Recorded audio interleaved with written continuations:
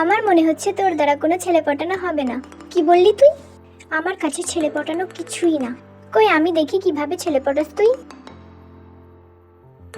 দেখ দেখ রাহুল যাচ্ছে। দাঁড়া, আমি রাহুলকেই পটিয়ে দেখিয়ে দেবো তোকে। ছেলে পটানোর জন্য রুল নাম্বার 1, ভালো করে সাজুগুজু করে নিতে হবে আর অনেক মেকআপ করতে হবে। তুমি কি ভার্সিটিতে যোগ হতে চাও?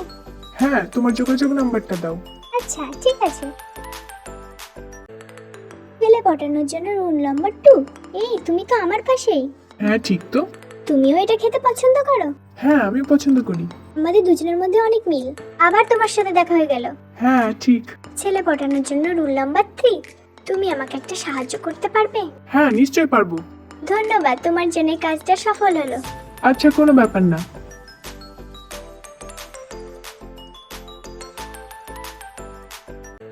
ওয়াও, ও কত সুন্দর। গাড়ি চলে গেছে। তোমার মুখ লাল কেন হয়েছে? কিছু না, আমাকে এখন যেতে হবে। তোর কি হয়েছে? তোর মুখটা লাল কেন? সত্যি লাল হয়ে গেছে? হ্যাঁ সত্যি। এ মা, সত্যি তো লাল হয়ে গেছে। আমি সত্যি রাহুলকে ভালোবেসে ফেলেছি। কি বলছিস তুই? আমি তোমাকে সত্যি পছন্দ করি রাহুল। ওয়াও, বিশাল ব্যাপার তো। কিন্তু আমার গার্লফ্রেন্ড আছে। সাথী দাঁড়াও। সাথী তুমি আমাকে পটাবে না? কি বলছো তুমি? তুমি সব জানতে? আমি তোমাকে পছন্দ করি। তুমি কি আমার গার্লফ্রেন্ড হবে? হ্যাঁ নিশ্চয়ই।